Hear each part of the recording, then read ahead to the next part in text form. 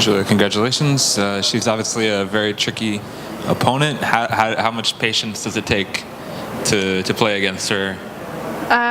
What's the key to handling? It takes a lot of patience because she's one of the most unique players on tour, I guess. And you have to play for every point and really create your opportunities. And sometimes you miss, sometimes you win the point, and but you need to find a certain balance to really get your opportunities. And I just try to focus on my service games to really create them with good shots and with good serves, and to really go after the second shot and follow. And that's what really worked today.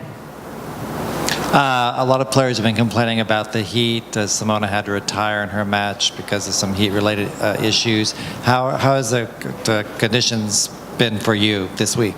It's been pretty hot, I must say. Well, there are moments where you feel better, there are moments where you don't feel good, but the thing is that you get through those moments. It doesn't matter how you feel. You will never feel perfect in a match, and maybe for 2 minutes per match, but it's different. You need to try to deal with them, especially in some key moments where you maybe feel really flat and you don't want to move, but you really need to get those little steps in and try to get over it. Once you are over it, you feel much better. But this is what you have to be, like, really tough inside, deep inside. Because of the heat and the weather, there's been a lot of delayed matches and stops and starts. Is there anything that can come from that that's maybe good preparation for later in the summer, or does it help maybe to shake things up? Actually, when I came here pretty late on Friday night, and for me, I felt pretty cold here because I came from Bucharest, and Bucharest was ridiculous hot. It was just more dry there than here, but just in general, the temperature was much hotter than here.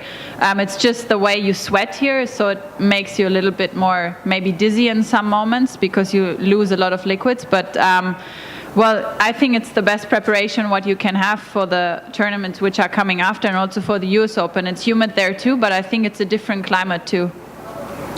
Thoughts on your next match, which could be against Pekovic or Andreescu? I don't know if you know her at all. I've watched a couple of games yesterday against Kiki, and I think she's a very talented player. I mean, you don't get into the quarterfinal on a tour event for nothing, and either match is going to be tough. It doesn't matter who I'm going to face tomorrow, but we see tonight. I'm going to watch a little bit, but every match, as I said, you need to be there 100%, otherwise you go out of a tournament. You mentioned watching. How excited are you about WTA streaming starting this week after having none the rest of the year before this? Well, it was a bit tough to find some live streaming, honestly, the whole year, because you don't want to stay and watch and go to the court and just sit in the heat. So it's more convenient now, and I think the quality is good too. If you have a proper Wi-Fi, it's pretty good. And I shut down the commentators though, because I don't want to hear anything of it. But I just want to watch the game and see what the opponents are doing. But I think it's a good stuff to have now live stream. How important is it for you to be able to watch other matches, and how difficult was it earlier this year when you want to see an opponent or you want to see something, or just friends who were playing or whatever, and you weren't able to watch? How tough is that? How tough was that? Well, we have some programs in Germany, like an app where you can watch some parts of it. It depends, I think, from quarterfinals on. But I'm actually watching a lot of tennis because I'm a big fan of that sport. So I either watch men's or women's. It doesn't matter for me. But I just love the sport. That's why I'm watching it. I think you talked in your speech in Mallorca, I believe, about sort of finding love for the sport again. Can you just talk about how that journey, what you were feeling before and what's changed now to get you in this, seems like a very positive place you're in right now? Well, I've changed my team 2 years ago, almost 2 years ago now, and I've been with my old team for 7 years, and they brought me to a different point on my career, and I've achieved a lot with them. But for me, it was an important change now, since I'm getting a bit older, but I still have a lot of goals in my career, and I think I have the capability in my game to really go for it. And so I said, okay, I want to change something and get a new influence as well, and it did change changed a lot. I'm a different player and a different human being as well. I'm enjoying it much more, what I'm doing now, and at the end of the day, it's a game, but you need to play this game, and if you play it well, you're successful. I'm curious about playing this particular opponent, Julie. She has sort of a slice forehand and a topspin backhand.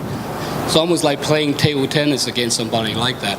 I was curious, when you do that, do you carefully observe whether there's a slice or a top spin coming at you, and how do you play those shots, and do you practice those things at all? Well, I think you cannot practice this forehand slice because I think she's the only one who can hit it that well. Yeah.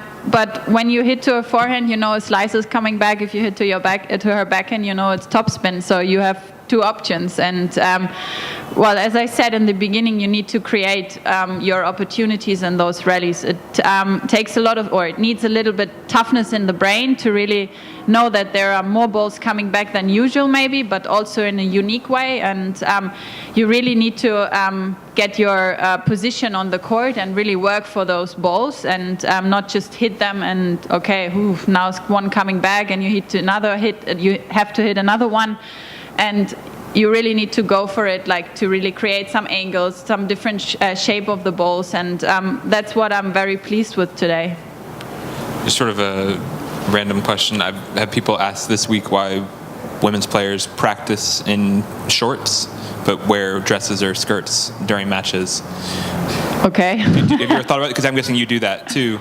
It's practice, and just why because it's rare for there to be in a sport where people have different equipment or different outfits for practice versus matches. Well, this is my dress for the US Open series, and then once I get at the Open, I get something else. So. But just in practice, you're more comfortable in shorts, or just why the difference between those two? But I have a shorts underneath, so it doesn't matter if my tank top is longer now. It's basically a long tank top over shorts, so for me, it doesn't really matter. Thank you.